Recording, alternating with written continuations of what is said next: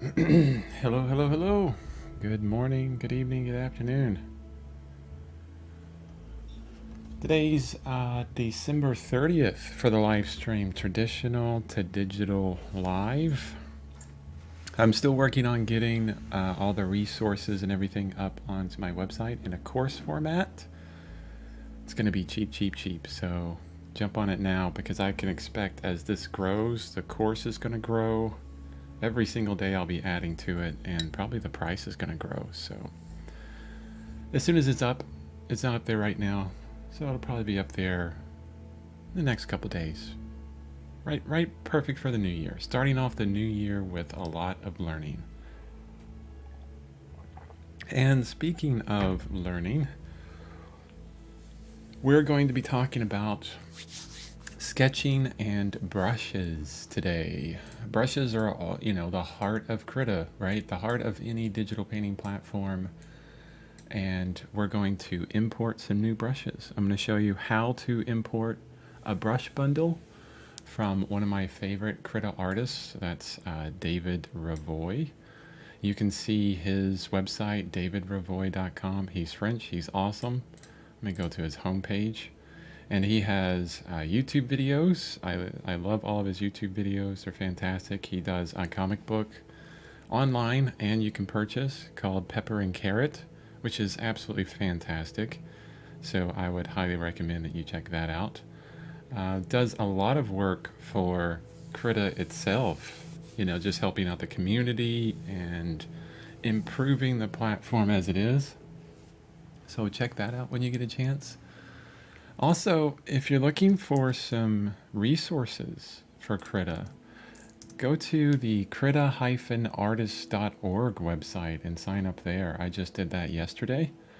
And it's just a huge forum with all kinds of people sharing brushes, their art, tutorials, all kind of stuff. So a really fantastic resource there, krita-artist.org. So yeah, check that out.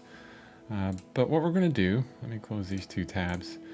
We're going to import some brushes. And what I've always said about brushes is they're situational. And it's important that when you get brushes, when you grab any brushes, that you grab them from someone that's doing an actual tutorial. And David Revoy does not disappoint. He does a full tutorial on every single one of these brushes that is going to be in this brush pack that we'll download. How he uses them, why he uses them, what he uses them for. And his art is amazing. So you can see that, that's one thing is these brushes aren't going to make you draw as good as it does, but they will give you the same line capability in many different ways. I've used these brushes before, so re-downloading them again is going to be nice, and I'll probably continue using them.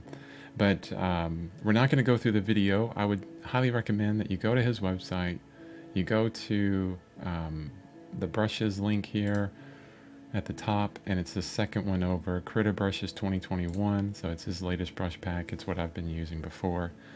And watch the video. See how to use each of these brushes. We're going to be focusing mainly on these sketching brushes. Probably this one here. Probably these two. And you can see from this image kind of how he works it up. And I've worked with all the brushes that he has. So let's get to it. Let's get to importing.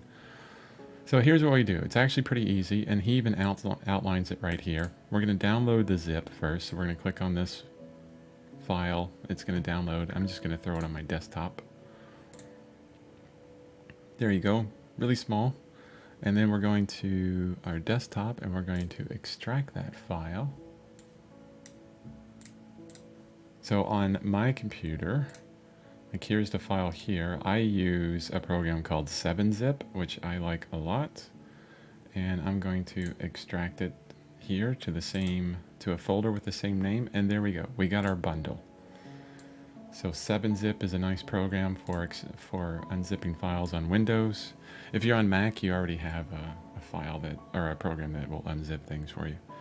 So open Krita, go to Settings, Manage Resources. We have done this before. Here's Resources. And then we want to import resources, I'm sure. Let's check and make sure what he says. Press the import bundles button or imports resources in Krita 5, which we are in, and find the extracted file on your disk. Press OK, restart Krita. Oh, we have to restart Krita. Didn't realize that. So we're on the desktop. Go into the folder. There it is. Open. Okay. Let me see. Load resources. There's the bundle right there. That's good. And he says restart Krita, so that's what we're going to do. Just going to close it.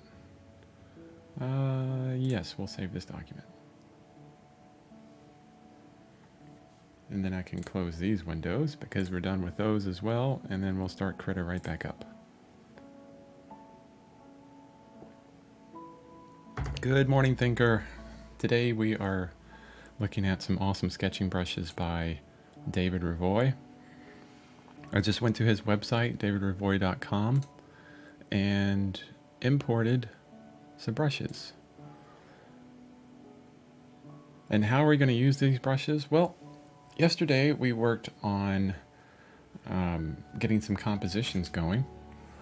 And the great thing about that is that's the first step. And once you have a composition figured out in some way, then you work out the drawing.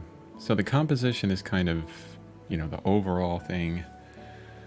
You get everything laid out the way you want it, and then when you start working on the drawing, this is when you get into the details. You figure out form, you figure out anatomy, you figure out shapes, texture, all kinds of stuff.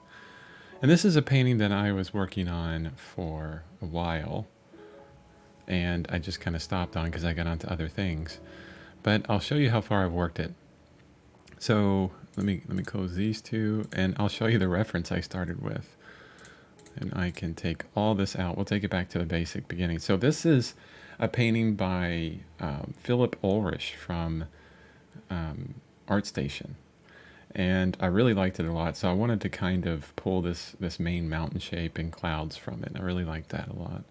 And so I'm stealing a little bit there. I'm going to make sure that I adjust it as much as I can. And then I'm also pulling some aspects from a Bierstadt painting. So I really liked, this kind of ridge line from Bierstadt. You know how I love Bierstadt. And then this foreground element here is also from another painting from Bierstadt. And then I also wanted to add a person into it. And there's actually a cliff that I created right here as well. So that would be something else from another painting. So those are all the references. And then I did a line drawing over the whole thing. So all of my references, what I did is I changed their opacity, the whole group opacity down, and then did a very basic line drawing over the whole thing. And this is what I ended up with. And then I wanted it to be a very kind of cool color, so I did a blue background, popped in some highlights, did some base shadows, did a paint layer, and really kind of got too far with it before really sketching it out. And when I first started doing these live streams, I have to stop my Google from syncing. It's messing up my stream.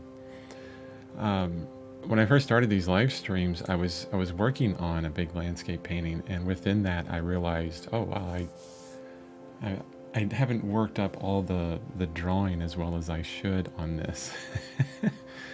And so I had stopped on this one as well because of that realization. And so we're going to continue on with it a bit.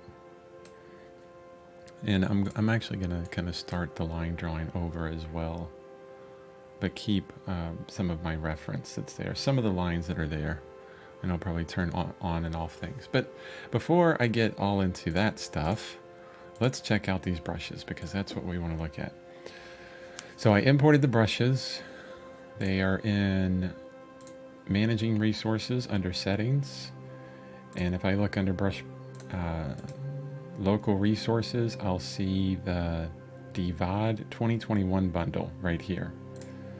What's really nice about it is it should be activated right away. Let's see if they're in here. I don't see them, and that's good. You can go to your brush presets, and there's this little icon. Oh, I still need to put on my mouse cursor thing. There, now you can see where my mouse is. Or you will when I get it where it's supposed to go. Okay, there's this little icon here. It looks kind of like a square with a zipper on it. If you open that up, it'll show all the brush bundles that you have within Krita. And what you can do, and actually, here, let me go back to favorites so I can see if I turn off any of my favorites when I do this. But you can click on these. So Krita 3 default, because it's kind of a lighter gray, is not activated. So let's turn off Krita 4. Oh wow, that really got rid of all of my favorite brushes, so let's keep that on. Krita Artist SE Express example brushes, I can turn that off. RGBA brushes, I'll turn those off. And then actually the David brushes are already on. Okay, cool. So they were in there. I just passed them up. Oh, okay. Wow, there's just so many other brushes. Let's do this. Let's turn off the all the brushes except for David Revoy's pack, so we can kind of see it. And this is my custom brush that I made here, so this is going to stay on. It's not in a bundle. So he has just a ton of brushes. He's even got erasers, because he likes this kind of square eraser. If you go through the tutorial, you will learn that. We're going to focus on his sketching brushes, and he's got these in order, and he's got them named as well. And I think there's going to be there's some brushes in here that are not part of his bundle too. So a lot of these are not part of his bundle as well. So let's see if we can do a particular search for them so it only shows his brushes.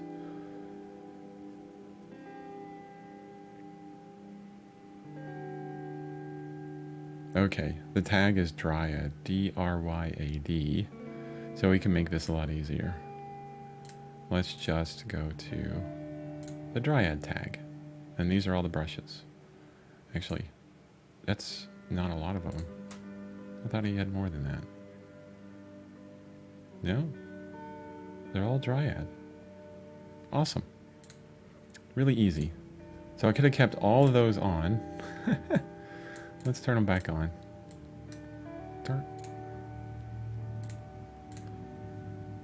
And just go to the Dryad tag.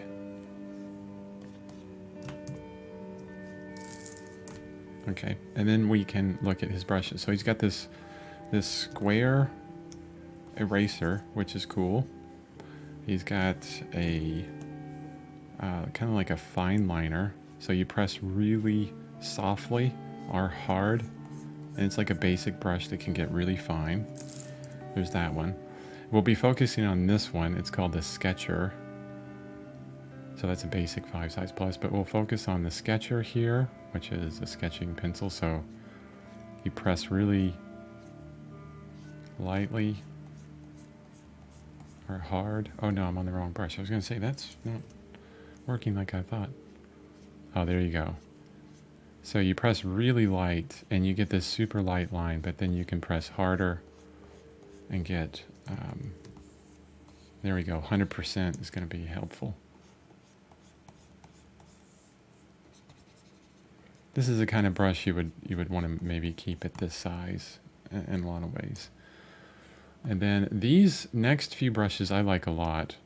They have a rectangular shape to them, and they also change with your direction, and they function the same way, but they also have this kind of kind of brushy kind of texture as well, but used for drawing. And he has several of them. So 1, 2, 3, 4. And he calls this one just Sketch, and the next one Sketch Stronger. so it's a bit stronger. Don't have to press as hard. This is inking 1 glazing. So, oh, okay, yeah, you can really see the difference in this. You can fill it in really well. This guy here, I was using a lot. Inking 2 medium flow, and then inking 3 full flow probably. And then a drawing brush for drawing. Pretty nice. What's this one called? Basic texture flat. Then we have bristles to flat rough texture. Oh, that's actually really nice. Well, yeah, and that one's nice too. And this one's probably the same, just smaller. Texture pressure. Okay. Oh, this is a rake. Yeah, rake directional. Rake mix. Let's try the rake mix. So that'll probably mix some colors. He uses this for soft round, slightly textured. Oh, that's nice. And this is going to be one of those big brush speed painting and blocking shape texture. Oh yeah, just getting big blocks in. I feel like I could just use all these brushes, honestly. It's kind of got everything here. And not only he's got a tutorial on how to use them all, but we're going to go back to one of the very first ones, which is the sketcher brush. And that's what we're going to sketch up our entire landscape in, is this sketcher brush, and really just kind of focus on it and kind of play around with it. Okay. I'm going to bring up my line drawing again, and my reference, which not that reference, this reference. I'm going to have to turn things on and off. Focus on one thing at a time, definitely. And yeah, there's a couple things that I pulled out of this image that I got from, or this painting that I got, and I'm totally, stealing from him. Philip Ulrich from ArtStation. Not gonna lie about it, I love this painting. I love a lot of his paintings. Excuse me. And what I'm basically doing is using him to learn from. I don't plan on selling or really promoting, any of my digital stuff, so I don't really feel bad about learning from a pro, honestly. That's what I'm doing. I'm learning from a pro. So I'm just going to take a little bit of time, and I'm going to remove the lines that I already put in there for this. And then we're just going to have some fun sketching. I'm also going to remove my rule of thirds. I hope you guys remember the rule of thirds from yesterday. And maybe you can see this. My mountain is on a third, right on the line, and then another main character down here is right on the crossing of the third. Makes a really good composition. Oh, that's another thing. Yeah, I'm stealing from several different artists, kind of bringing in their influences, all in different places, right? And then I'm making it my own by making some changes to it, maybe editing it around, things like that. And the further you go with things like that, the more you want to the more you want to make it your own by continually editing it. Definitely. And always give attribution to what you're doing. So we're going to just start sketching and trying out this brush. And when you are sketching things, when you're drawing, especially, this certain composition, right now I'm just kind of outlining his mountain shape that he has here, which is very basic mountain shape. And I did a lot of sketching with mountains for days on the beginning of this stream. And even right here, I'll make some adjustments to how things look, because there's a bit, more natural shapes that can happen. Yeah, the first painting that I worked on with this live stream was a mountain that looked fairly similar. So it's pretty nice to kind of come back to it, and see it, where the influence started somewhat. And when I'm sketching here, I'm thinking about form, okay? And I can actually take this reference and fade it out even more, so I can barely see it. And what do I mean by form? I want to get a deeper understanding of how it moves through space. Let me name this layer. And when I'm sketching, I mean, you just do it all in the same layer. You don't have to worry about multiple layers for this. But the main thing is we're just looking at shapes, developing a shape language, which is, what's the language of a mountain? It's not going to be round and curvy like clouds are. It's going to be very hard edged. So developing that kind of language, and a language that you want to, and a language that you want to express in some way. Like, this is the way that I do mountains. And as you're painting and drawing, you're figuring that out. You're developing that.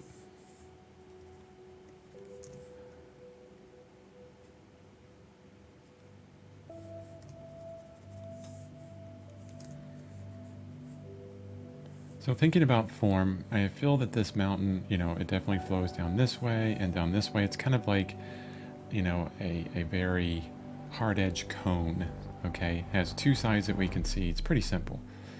But I'm seeing some extra things that we can kind of pull out. Like, maybe this is some kind of ridge that drops down with a little shelf there.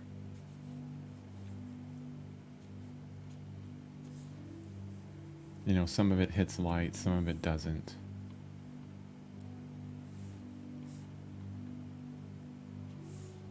It's very geometric form, and that's okay.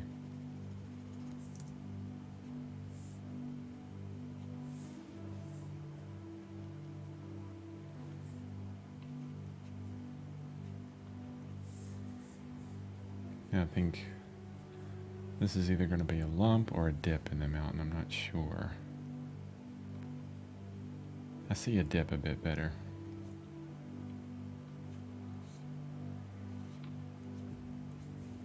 And if it's really geometric, that's fine.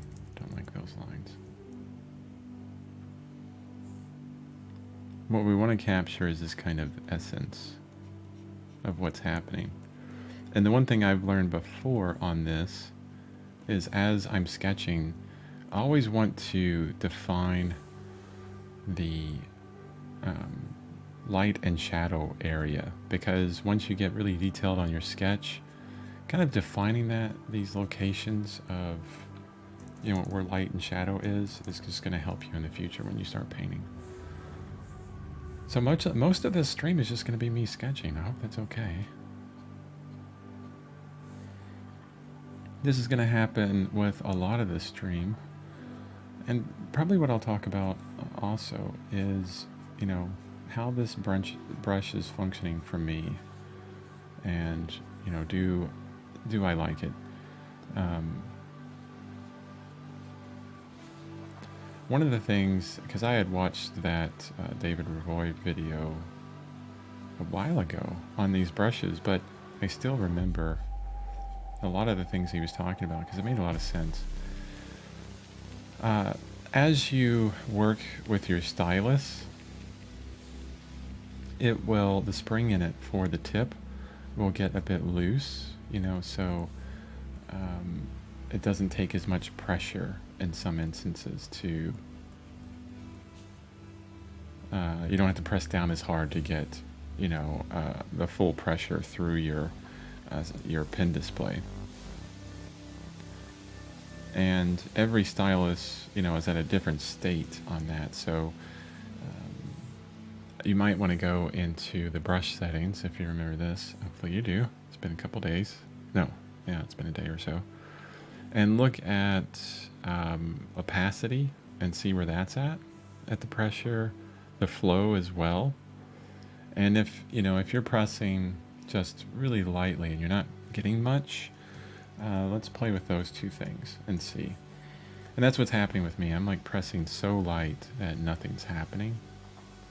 So maybe I need to kind of bump it up at the bottom here. Let's try with flow.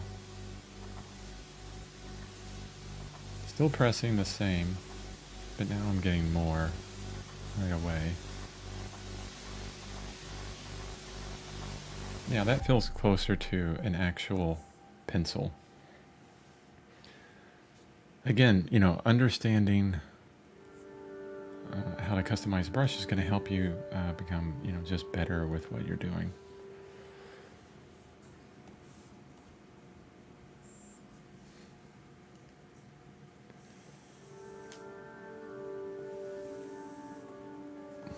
Okay, now this is going to be like kind of a cracking thing in the side of the mountain. And what happens if,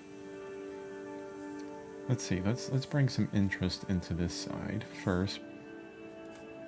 But I have this big area and I'm thinking, well, how am I going to fill all this in? And then there's this huge slope that's just happening here.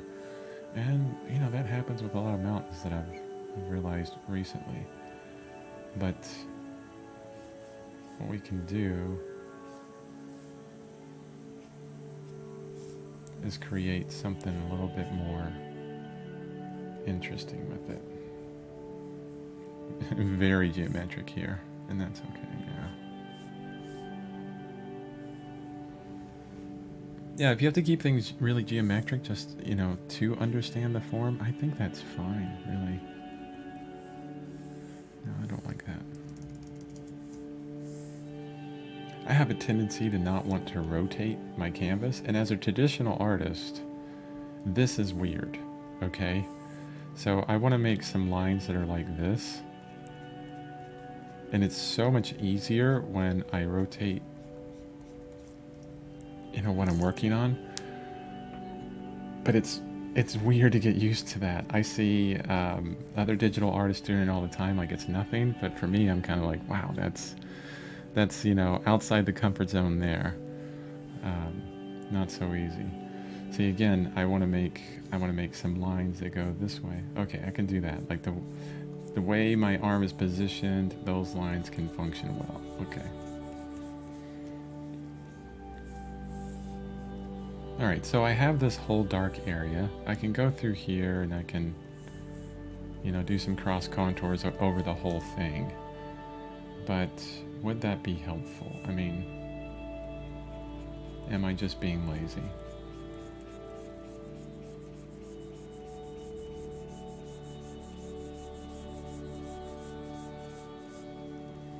Yeah, let's just continue on with the cross contours. I go down this way. And then a direction is changed here.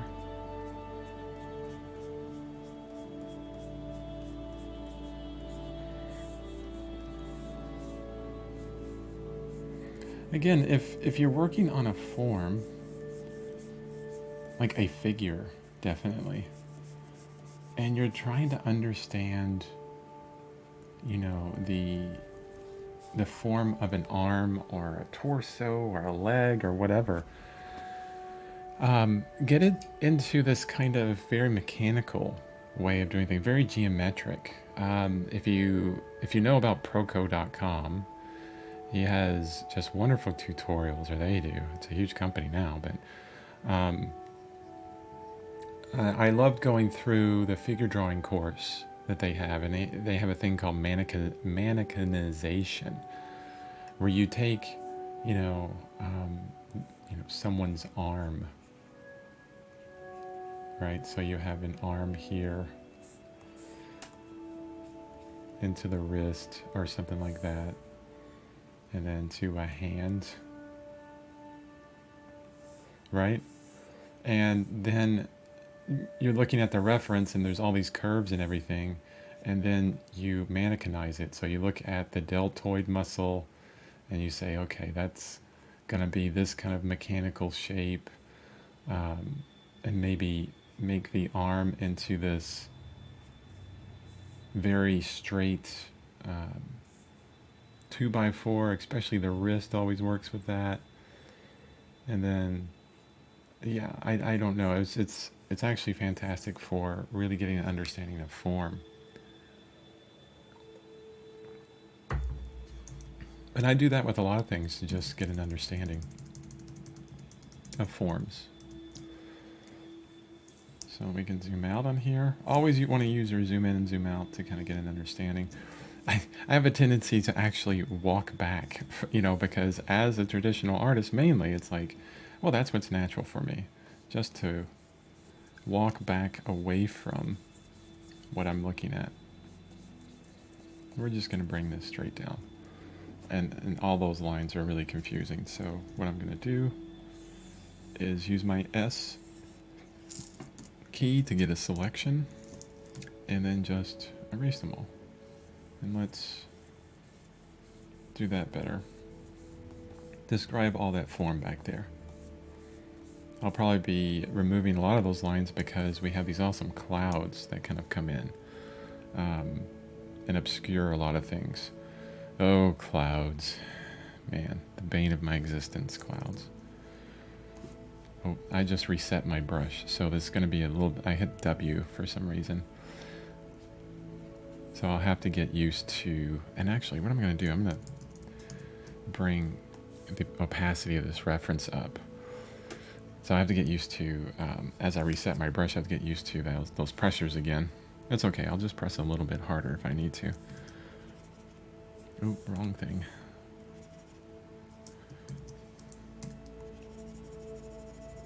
Okay. Always using E, hitting E to erase with the same brush that I'm on. Or you could go to his eraser brush, which is square, and do some erasing on that, but I just find it easier to hit E. So what I'm going to do here is I'm going to make these clouds geometric. And Philip Ulrich is the one that drew these, but I'm going to analyze their shape and understand their shape a bit better. And maybe we'll find some pieces of them that doesn't work with the light well. Because our light is kind of coming this way, okay? It's coming from behind. Oh, if I did like a cone shape on this arrow, it would probably be, actually, if I did the real form on we would see a lot more of that becoming that way. So it's almost coming towards us, this light.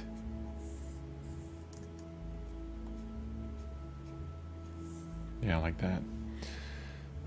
So that's where the light's coming from. So as I'm looking at this dark place on this cloud, I don't think it would be that dark right there. It's a nice shape though. So I'm going to keep the shape.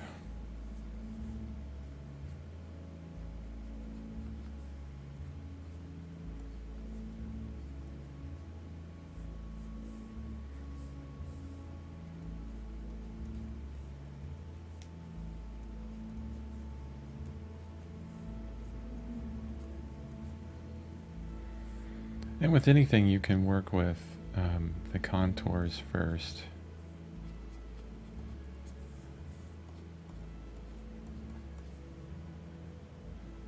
And then get deeper into it.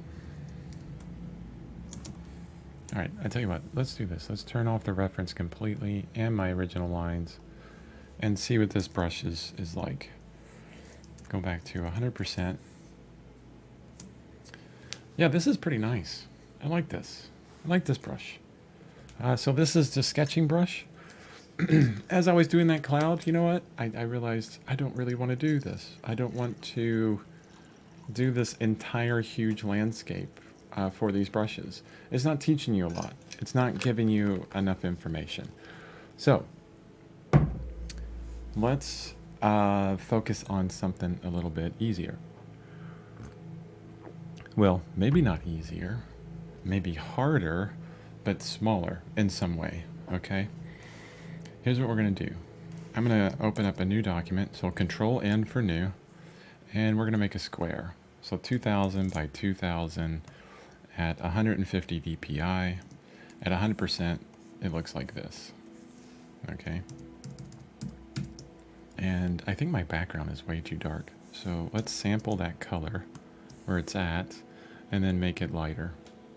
All the way there. Hit my F tool for filling, and I can fill my background with a lighter color. I can hit D to go back to black, B to go back to my brush. There we go. Back to this. And I'm going to open up a reference image, and I'm not going to do it on screen because it's going to be of a figure. And I need to be careful because if you know anything about figure drawing, the one thing that you'll see all the time is a lot of nude references. So I don't want to accidentally pull up any nude references. Oh, this will be perfect. Let me look at this and make sure. I'm going to pull up a head. So this is from New Masters Academy. I had a subscription to New Masters Academy, months and months ago. And you can download a lot of their reference images. And this is Rajiv is the model, and he's fantastic. Probably one of the best models that they got, in my opinion. So I'm going to open this. Open with Krita. You just right-click on an image in Windows and choose Open With. Within this image, I'm going to hit Control R to get to... Oh, dude, do I not have that set up? Or I'm not even on Krita. There it is. You have to, when you have multiple screens, you have to make sure you're on the right program, right? That's funny. So Control R will open up your rectangular selection tool, and I'm just going to pull out Rajiv's head here, maybe down to the clavicles. Copy, and let's see how big this is. It's probably, wow, it's huge, and that's great. So let's zoom out. Hit T, and I can move this around. Let's make it a little bit smaller with Control T. Hold Shift to keep the ratio. And we're going to have fun with a portrait. Or at least part of a portrait. Yeah, this is a lot more fun. I'm just a figure artist, I guess. I just love figures. So hit Insert to create a new layer so we can work on a layer above Rajiv so we're not destructive here. We can just hit delete and that all goes away.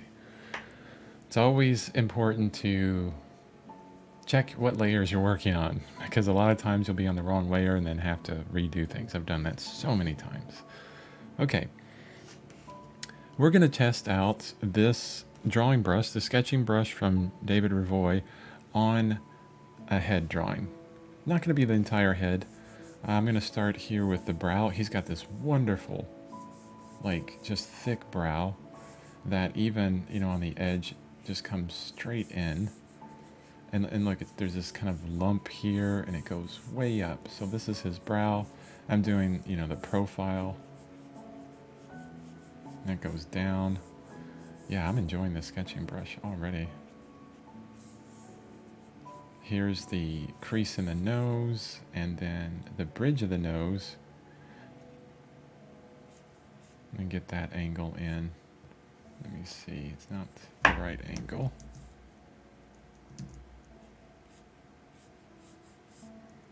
And this is great. When you're drawing like this, let me erase some of this. You can, as you're drawing, there's a lot of things you can do to check accuracy. So I did this contour here, right? And I got the bridge of, not the bridge, but the brow. And he's got this huge brow that has this kind of lump here that happens. And then as I add more, like the bridge of this nose, okay, which has a particular angle to it that I'm pretty sure I got on right. And I'm looking at this space here in between the bridge of the nose and the contour, and then I'm comparing it with this space here, okay? And then I can see oh, my space is a lot larger than it should be. So I'm going to bring it in a little bit. And these are the things that you can notice like within an instant, right? And then it will affect everything above it. Everything kind of comes in. Let's check out his eraser. I'm going to jump over to his eraser. Oh, I like the square shape. That's pretty cool. I don't think the square shape would work in a lot of instances, but that's good. So then his nose kind of pokes outside of the cheek contour. It rolls down this way, like that. Then we got the outside of the nostril, really the bottom of the nose, and into this just huge shelf of a philtrum. Look at that thing. It's like a chasm. It's fantastic, especially when I'm working this big. It looks amazing. The other side, like we want to define the top of the nose. It gets a little bit thinner on this side, and what I'm looking at is this line here. You can probably see that where the half tone, the transition happens. There's this edge here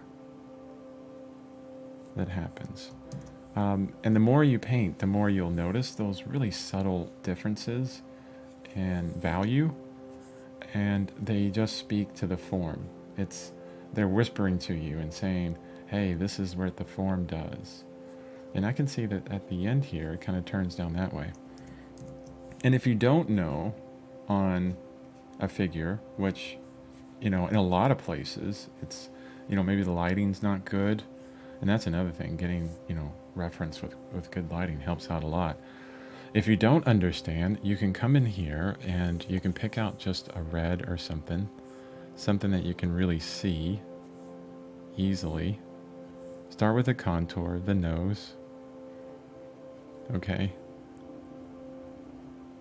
All these definite lines that are easy to get in, and then start figuring out, okay, where does this top of the nose begin and end by outlining things. And then there's this interesting kind of dip here that happens, and then I see this kind of shadow shape here. So what's going on there? Well, I can tell that this drops down to here. We have a shape that kind of drops down this way.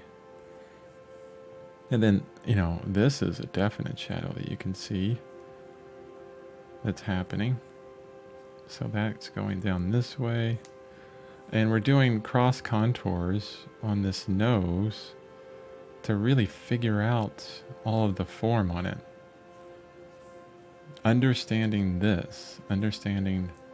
how these forms function is important. So you look at this part of the nose where the bridge is going into the cheek area, and he has this kind of lump going on there. It's really interesting. And then it settles down and then flows here and then down into the side of the face. So you get all that understanding. And I can hit S, outline everything, hit delete, the delete key, and there we go. D to get back to black, B to get back to your brush. Now, am I going to be perfect on this drawing? No, I never worry about being perfect. I seek to understand more than perfection. Because, who said this? I believe it was... Oh, I forgot his name now.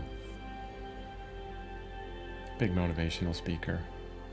Anyway, he says...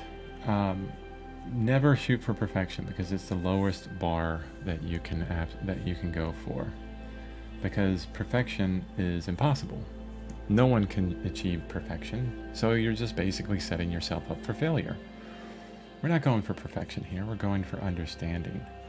We're going for 1% better, and that's it. Every single day, 1% better. Compound it. And let me get back to actual brushes and artistry.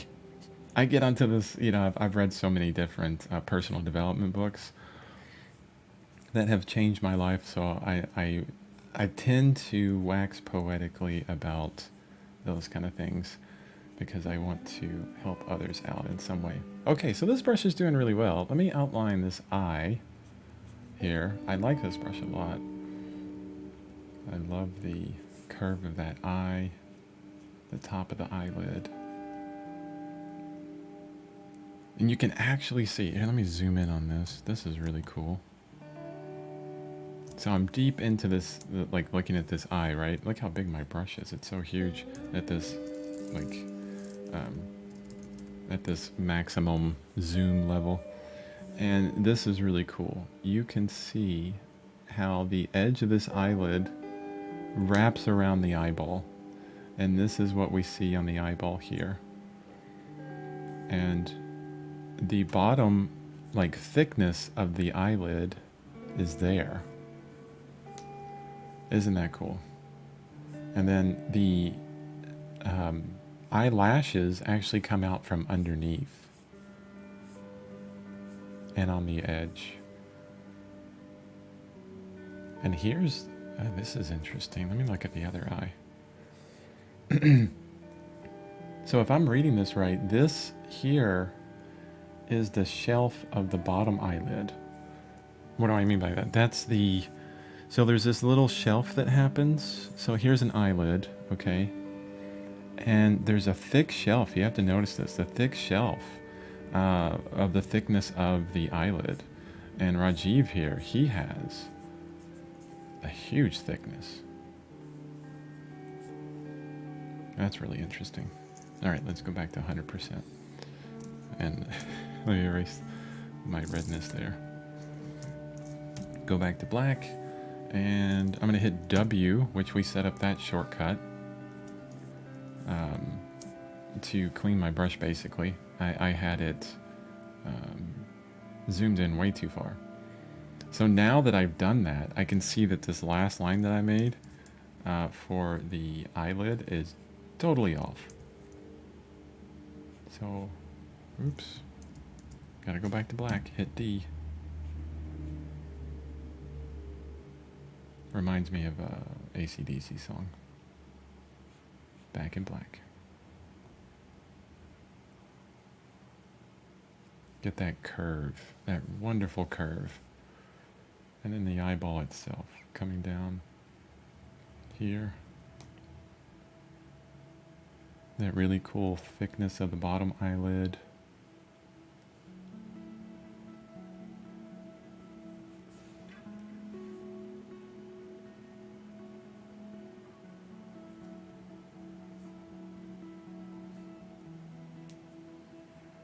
And now as I did the eye there, I'm noticing that I didn't get some of the best parts of that nose. This little dip here and how it jumps out. Oh, I could do this for days. I could get deep into it. But this is all about you. I want you to learn something new every single time I'm on here. So we learned how to pull down those brush bundles. Now let's go into different brushes, okay? Back to this brush, hit W to, so this brush is working really well. It could be my sketching brush, like just for sketching. Now the next one we have is also called Sketch. Well, what's the difference? You know, why does he have two? We can watch the video, but let's play around with it and see also. So let's continue on with what we're doing. And I can see right away as I play with this, I'm like, oh, okay, well this one's thicker. So it's going to be for a lot of probably filling in my opinion. So we can use that for the dark area of his eyebrow here.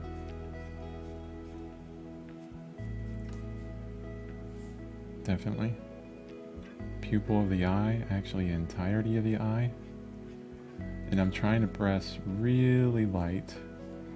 And I wonder if this, you know what, I tell you what, this brush highlighter is really messing with what I'm seeing. And it's probably messing with what you're seeing. There we go, now I can see what I'm doing. Holy cow. That makes some difference. Yeah, this brush is interesting. It's definitely a buildup of texture, uh, of thickness, and it also has a size kind of indication to it. So if I press hard, it gets thicker. If I press light, it's thinner. So that's good to know. And so this will be your homework for today. Is, if you're in Krita, or if you're not, because I'm going to try and just give principles in a lot of ways. Grab some brushes from maybe your favorite artist, or at least find brushes from an artist that you like, and make sure that they have some kind of tutorial about the brushes. And I'm not talking a speed painting where they're not talking about the brush, it's just you watch them work. I mean, honestly, it's not very helpful. I've tried to use those because I've downloaded brushes. Actually, Greg Witkowski, who's an amazing artist, I got his whole brush bundle for Photoshop. And I did learn a lot from that brush bundle, I will say. But I didn't learn a lot from the video because, well, no, I take that back. I learned a ton from the video when he was talking. But there's a lot of points when he was painting that he wasn't saying anything. And I'm like, why are you doing that? Why are you doing this? Why did you put that there? Why does that look so good? How did you get to that point? I had all these questions that he wasn't talking about and answering. So make sure when you download a brush bundle that it has some kind of spoken tutorial of how that artist uses the brush, where they use it, and why they use it. Answer those questions, because that's the most important. Because all these brushes are really situational. I mean, I'm not going to use this brush to, block in a landscape, right? It wouldn't work for that. It wouldn't work for that. It'd be very textural, but it wouldn't work. So this brush, I'm not so happy with this one on sketching, honestly. This is my opinion on it. Maybe I need to watch his video again and see where he uses this. What is the importance of this brush? How is it working well for him? And kind of figure that out. So that's the sketch. Not so good for at least this. And then sketch stronger. Okay. Is it the same shape? It looks like it's the same. Yeah, it's the same shape of brush. It's a bit smaller though. So the same pattern, or not pattern, what do they call it? Same brush tip. So yeah, I believe they're both using the same brush tip. Let me see. Let's go to, oh wait, that's the brush engine. Let's go to Dryad. So we're using this brush tip here, which is chisel streaks. And yeah, that's using chisel streaks as well. This one's using, just a circle with a Gaussian blur. This one's probably using chisel streaks, chisel streaks, chisel streaks. He likes that for all these brushes. So maybe it's that brush tip that I'm not liking. Let's see. This one says it's stronger, which it is. I don't have to press so hard to get some real dark lines. This one's a bit better. I like that it's thinner. Let me attempt this eye here. Let me get some distances right. I'm comparing. There's a tear duct. Wonderful curve of this top eyelid. That. We got the eyebrow up here. Okay, this one I like. I'm just barely tapping my screen. And it's putting down a nice line for me. I think the brush tip could be a little bit less scratchy for me, honestly. More like the original sketch brush, which was the Sketcher. but I like the strength of it. Getting the ellipse of that eye down, at least the color of the eye. I can't remember what it's called. What part of it is the cornea? I do know the pupil is the black, the very black part of the eye. But I'm not sure what the colored part is called. Maybe that is the cornea. I'm not sure. I'm actually doing an eye tutorial. I've recorded the first session, an eye tutorial painting session in oil paint. And this eye is looking funky right now. Not liking this eye.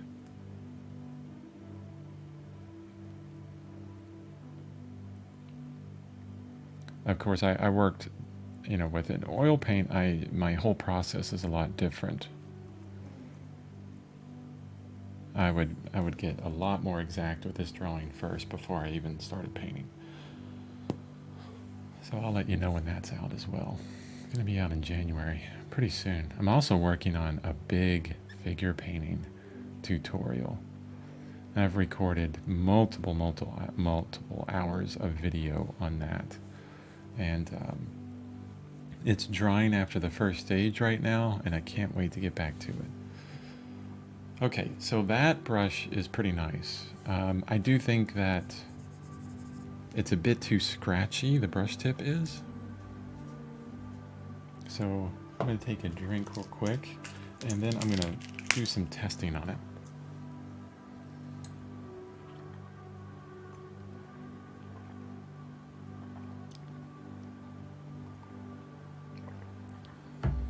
Oh, I love my tea.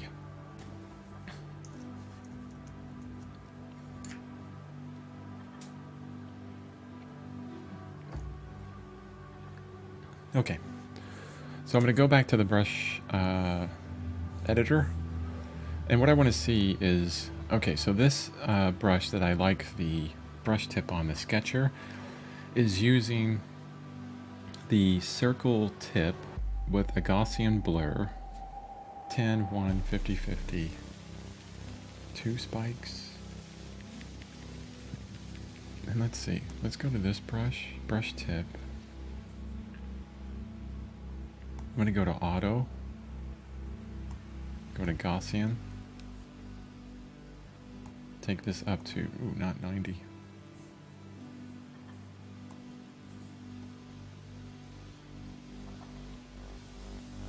Okay, 1030. Okay, so we just basically changed the brush tip. Let me go back to this one. Okay, anti-aliasing is off. And I'm just comparing. I'm comparing stuff. Okay, so this is down to 20. 309, that's interesting. And I'm not sure what that does, the angle of it. But let's put it close to it. And this is down to 1. The precision is. So basically, I'm taking everything from this Sketch Stronger brush that's in there and just adjusting the brush tip so it's like this Sketcher brush. So, and attempting to get the best of both worlds. I'm not going to save it yet, just going to close this and then I'm going to play around with it. So, continuing on with this eye. Wow, this is really super sharp. Probably too sharp. Let's see, let's go back into it.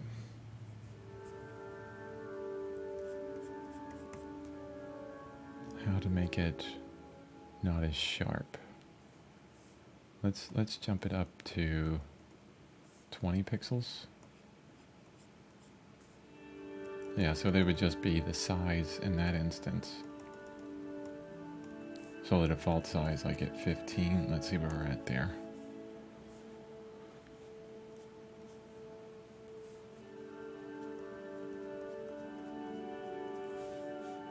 Wow, this would be a really cool cross-hatching brush. Let's make it larger. See what we get.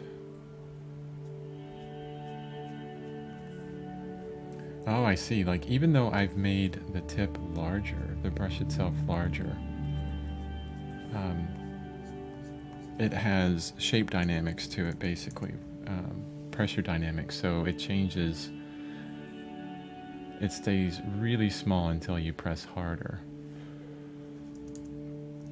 So let's go back to that 10 area, okay? And then we'll go to size. Oh, I can see now. So really low pressure and the size is tiny. Let's bring that up a bit, along with the curve.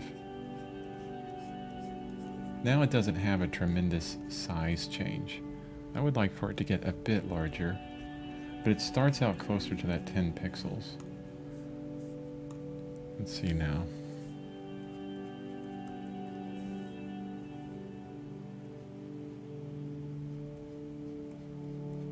And let's compare it against the original sketcher.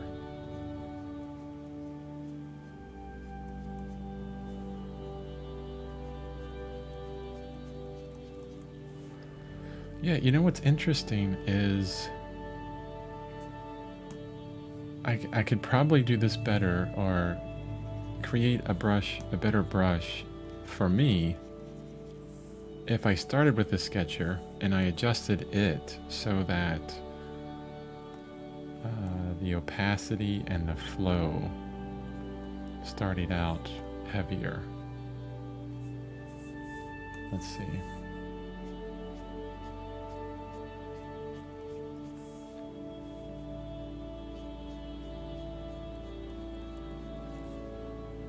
Yeah, that's probably a bit too much. Let's reset it and just mess with one.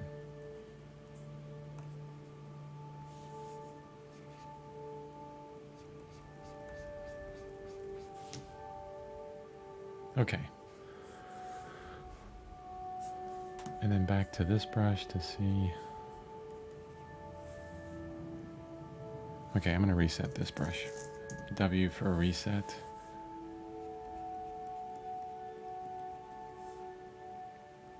Yeah, I mean, it's a very subtle difference on this. And really, it's all about preference here. That's a good question, thinker. Where does composition come in figurative painting? Well, yeah, let's talk about that. I think that's a great question. So in this, for this figure here, it's not really, I mean, it's a portrait, really. So there's, I guess you could argue that there's composition here because you do have light coming in. You do have form. You do have some compositional elements that you want to think about. So let's zoom all the way out. Then I'll grab this picture a bit further out. So let's say that I want to do a portrait of this person. And let me turn off my drawing layer. And maybe I'm doing a commission or something like that. And the person just wants a head, okay? There are some compositional elements, especially in just a portrait, that you can kind of work with right away, even if you just have this photo. And that's just kind of placement in a space. You know, does this look good on a square? Probably not. I would probably go with a much more horizontal look for it.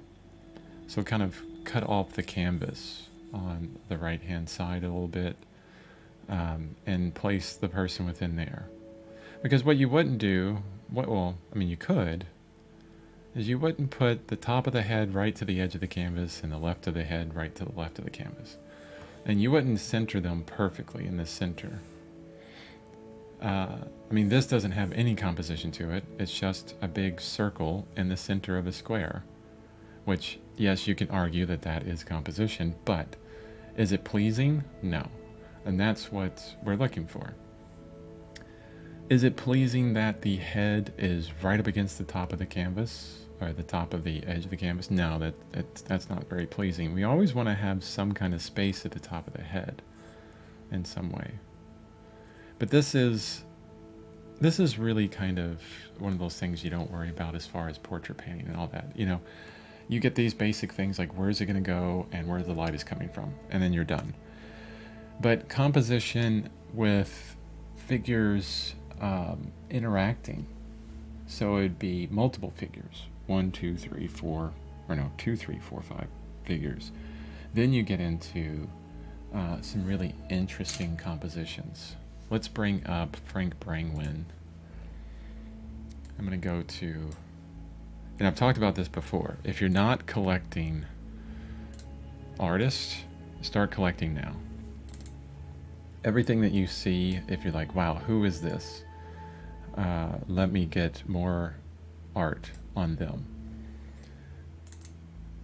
Here's Frank Brangwyn. He's probably, he's just an amazing composer. Here's a great composition of figures. Ooh, let me bring this all the way back in. So this is absolutely fantastic.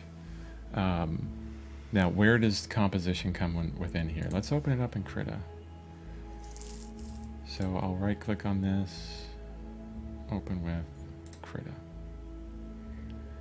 And when you collect artists, collect them for a reason, okay? I mean, we're in the information age, and it's speeding up, right? So we can, man, you just get a multitude of data from everywhere. And this is going to be great because I can use one of these other brushes to help out with this as well. Not that one. Don't want that one. I want a big blocky thing. There we go. This is good. So where's the composition here? There's a few things that I see. And the first is, the contrast and light. We have a definite dark and light. But we also probably the most important thing here is implied lines. Okay, we're moving a person's eyes through this. So rule of thirds does not come into play in portrait painting. Not really. I mean, I wouldn't say rule of thirds would come into play on that. I mean, you don't have that many elements, honestly. It's the difference between a composition like this and then something right in the center of the canvas. If you go on Instagram, this is what you'll see. You'll see tons of paintings where the object, the subject, is right in the center. And then there's just like blank around it. Or you'll see just the portrait, and it's beautiful, well done. But is it composed? Is it composition? Does it have narrative? And that's what composition is about, is creating a narrative. Now, if you could have a full figure and a narrative, I mean, look at ArtStation in a lot of cases. But yeah, I don't see the rule of thirds coming into play there. And it's a rule that can be used, and it's a rule that can be broken all the time. If I put rule of thirds over this, so if I, let's do thirds.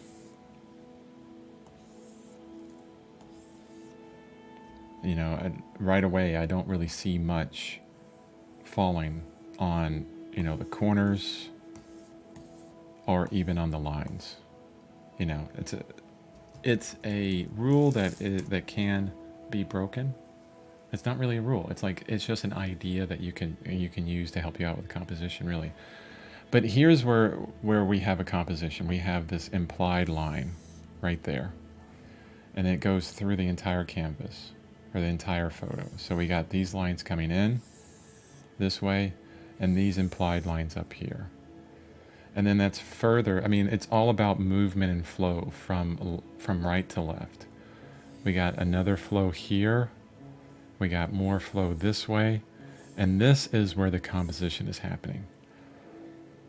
So I bet you Frank Brangwyn was thinking, I want this kind of pull action. They're leaning in and pulling hard on something from right to left. And so his whole composition is based on this pull all the way over. And that's the composition there. Let's look at another one.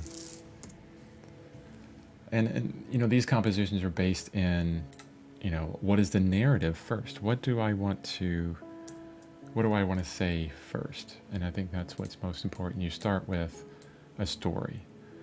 Um, does a portrait tell a story? Yeah, it can, but it'd be pretty difficult with just one thing. Let's look at a different artist. Goya. Goya is, I don't know when he lived, but probably one of the masters of composition. And as I look at these, a lot of his compositions are just centralized figures. So these are a lot of the etchings from Goya. Let's open up this one because I love this one. Open with Krita. There's also the, what do you call it, the golden rectangle and all that. It's this weird kind of, you know, there's a continuous rectangle, like subdivisions that happen, and I'm gonna get it all wrong, but you continue to divide something into all these different rectangles, and then there's some kind of curve that happens within it. Yeah, I mean, you can get so deep into that, it's you know, not helpful. But Goya has just some amazing narratives and stories. I mean, you kind of, you know, get this right away. You know, this guy is obviously making fun. He's either scared or making fun of whatever's happening here. But we have this wonderful flow through the composition. And it centers here and here. And I bet you if we do some thirds on this, so a third would be about right there, here, here. Yeah, we get pretty close on that. But I wouldn't say that he was thinking about rules of thirds. Oops. I was painting on the wrong layer. Deleted the whole thing. But there's this obvious separation between the two. You see that flow there? You know, defining foreground, background, maybe a stage play or something like that. The actor and the audience. I wish I knew what this said. K. Guerrero. It would probably tell us a bit more about it. Goya is another really great artist to look at for composition, definitely. Let's look at another artist. And let's see if we can get some composition within, like, a portrait, maybe.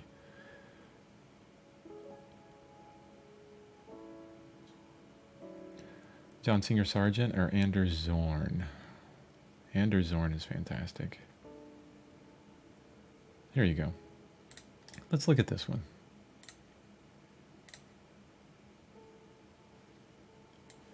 So this is a painting by Anders Zorn. He lived around the same time as John Singer Sargent, portrait artist. And you will hear a lot about the Zorn palette, this very limited palette that he used some of the time. It's just like 4 or 5 colors, you know, on the palette. But this is, let's just go back to 2. So here's a portrait, but we actually have a lot of compositional elements here. I mean, we have this dog here, this beautifully painted dog. Look at the brushstrokes within that. And this was kind of like the same time, like he's doing the same thing as Sorolla, John Singer Sargent, where they're looking into this luscious kind of brushstroke thing. And they worked these paintings like crazy. You know, every brushstroke is carefully thought out and done multiple times, so it gives this kind of look. But where's the composition? So it would be easy for Zorn to just say, okay, let's just place the head here of the figure and have them here, right? And then their arms coming down, and their puppy is here, and they're standing with their dress flowing straight down, and there we go. There's the composition. Boring, right? Boring, boring, boring. So he chose, instead of center lines on anything, to push everything up to the very top left. Okay, even the puppy's head is up there. The entire focus is all up at the top left. This is part of design, and then there's kind of this flow that happens that I'm seeing that keeps the viewer over here. So the composition could happen in value, color, space. So this blank space is boring, so we want to keep it boring. If he was over here rendering this chest with all kinds of detail, okay, and making it look just absolutely amazing, no one cares about that, or we don't. Well, maybe he cares about it, but we don't. What we want the viewer to look at is this face and the puppy. Maybe not the puppy, maybe just the face. So now we can utilize all kinds of different lines. So we have these highlights, okay? And I think for the most part, you'll see a lot of things that will point directly up back into the center of interest. Look at this pillow here. Look at this line of shadow that points directly down. The shoulders, of course, will always point towards the head. There's a shadow here. I mean, everything is kind of centralizing here. Oh, you know what that reminds me of? That reminds me of Norman Rockwell. All right. I know I have Norman Rockwell in here somewhere. I have to.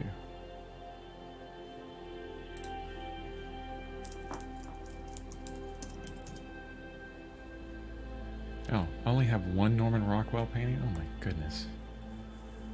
Sad, Chris. Very sad. Norman Rockwell is wonderful for composition, especially with figures, and how he treats composition with figures. Here you go. I'm not sure this artist, but here's another portrait that I feel has some really good composition to it. And you know why I can pick this out and I say, oh, it has good composition, is because it stands out. I mean, I'm looking at this really tiny, okay? And you're probably looking at it even smaller on your screen. But this portrait has graphical shapes that really stand out and above anything else around it. Like, I'm even looking at the little tiny projection of my live stream going on YouTube right now, and this one stands out above everything around it. That's that 33 and 3 rule. If you can back up like 33 feet away and it still stands out, you have some good composition. So this is all about the silhouette. We have this wonderful, let me insert silhouette here. And if I took this down to its essence of this shape,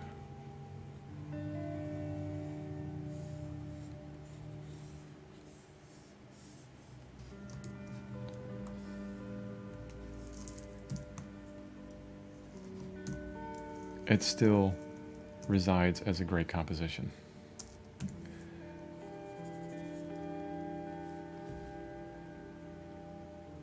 I mean, there's something, it's kind of like Hitchcock, right? Like a Hitchcock movie. Like, he always did these kind of profiles for himself. There's something about a strength in this that I feel. Movement, this kind of kinetic movement where she's about to just get up out of the chair that she's sitting in. Yeah, very simple, but there's a lot of composition here. And see what I was talking about but previously? You know, always got to have space above. And even though she's, you know, pretty centered in a lot of ways, well, actually, no. I mean, most of the flow is going up this way and down like that. Oh, here, I know. Okay. I have to find this. Give me a second.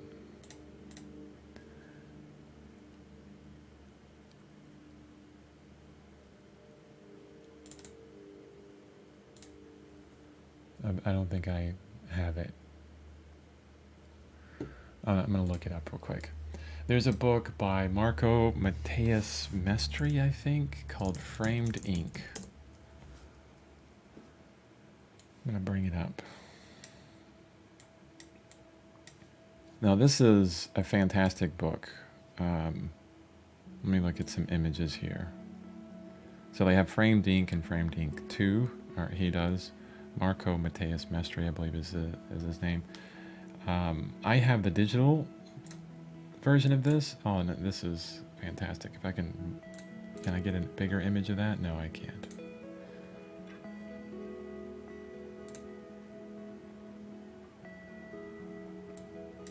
I have no idea what that's doing. But anyway, I want to make this bigger.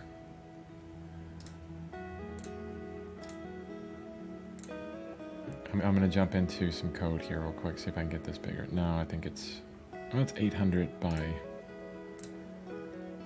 Let's just blow it up. There we go. That'll work. So this is really interesting because he'll go through the book and he has all these amazing drawings with composition. And then he'll break this composition down into, you know, just basics. Let me turn on my mouse highlight again. So you can see this composition here, and then to the left, it's broken down into just two shapes. Really, I mean, you're just like, well, three shapes. You have the center kind of light area, and then this dark area. So this this has a lot of composition to it, and it's just a portrait of one person, but there's a lot of other quote-unquote actors in it. The verticality of everything that this figure is, the verticals in the background. And you can see here, like, he has a directional line. It's just like from the bottom up, just straight up. Very rigid, very royal, very classical. And if you want that kind of feeling, you know, this is a perfect subject matter for that. A soldier. You know, a soldier isn't going to have all these wavy lines all over the place, right? There's not going to be a lot of curves. It's going to be rigid. So it goes back to that narrative. Here's another one, this one at the bottom, which is fantastic. We have some figures that are talking, and you can see the focus. Like when my eyes go right to this girl, to the face, right there. And lots of things are pushing us there as well. Look at the bumper. It's kind of like throwing us this way. The implied line of the hood of the car is everything's kind of pointing to her. You know, that's where the perspective of this car is pointing there. And then she's silhouetted. So she's kind of dark, and then there's some white around her. And then the flow here is the same. Like the flow of these figures is really interesting. Process question. Do you start your portrait figurative paintings with thumbnails, or is it used more for painting with a larger number of elements? That's a really good question. And I appreciate the questions because you're allowing me to really kind of get into, you know, what you want to see and hear, and I appreciate that. So my figure paintings, let me bring up some of them, and yeah, I'll go to my website. Okay, chrisbevan.com.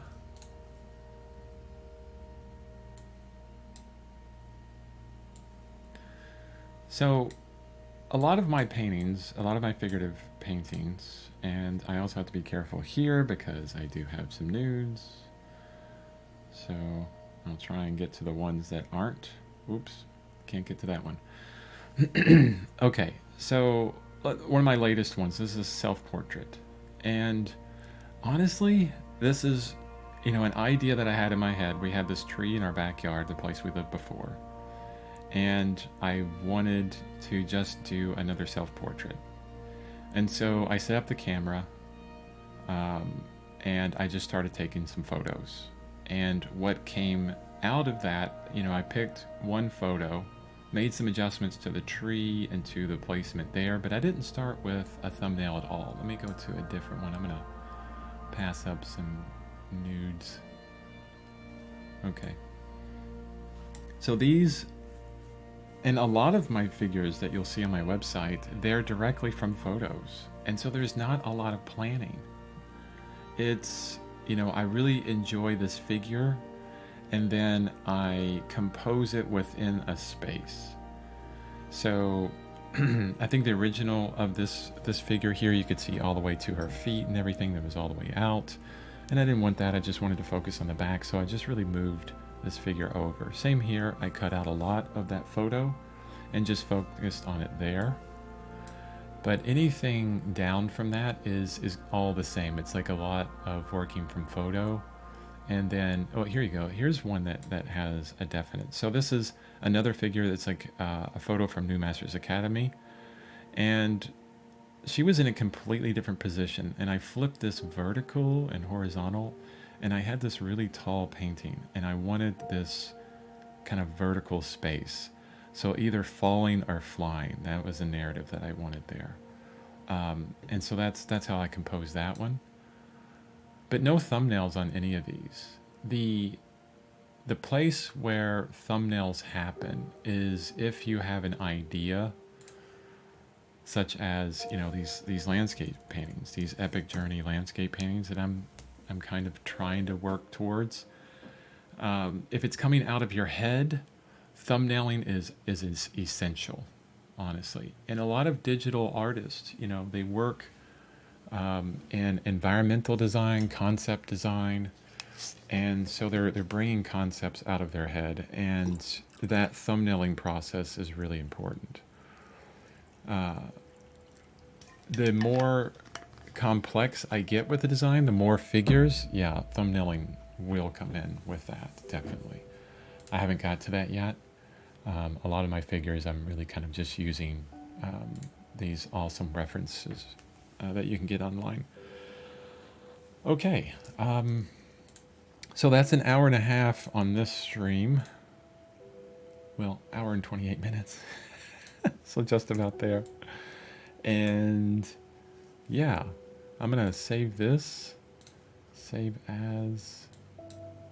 We're gonna go brush testing portrait. And I don't know why I'm saving this on the stream, because saving things on the stream is boring. Why are you doing this, Chris? Because if I don't do it right now, I won't think about it. But this is, are we on day 4 already? Holy cow, we're on day 4. I need to get that post up, or that course up for you guys. So it's already day 4. I got some catch up to do. All right, so hopefully that was helpful. Hopefully you got something out of that. I know it was kind of all over the place, but I'm going to do a review real quick. Download brushes. You can go to David Revoy. You can go to kritaartist.org. Look for brushes. Make sure that they have a tutorial, a speaking tutorial where they talk about how they use the brushes and everything. So you get an understanding of how those brushes were made and why they were made. So do that. That's step number 1 for you. And then play with the brushes after that. Import them. Remember we went to settings, manage resources, import that bundle, restart Krita, and you have brushes to work with. David Revoy has a multitude of brush packs you can download, so maybe start there, because he explains a lot of things as well. And yeah, so that's the first thing, is just, and then focus on sketching as well. See if you can get some sketching brushes, because that's really the next step within when you're building up some kind of composition, especially out of your head, but even from photo. I mean, doing like this type of sketching from this photo to prepare for an oil painting later Well, it can only help you. It will help you to identify form and kind of sketch things out and all that. Um, that will inform your oil painting tremendously. So, yeah, that's your homework for this one. Get those brushes and always have fun. Yeah. Thanks, Thinker, for the questions, and I will see you guys tomorrow.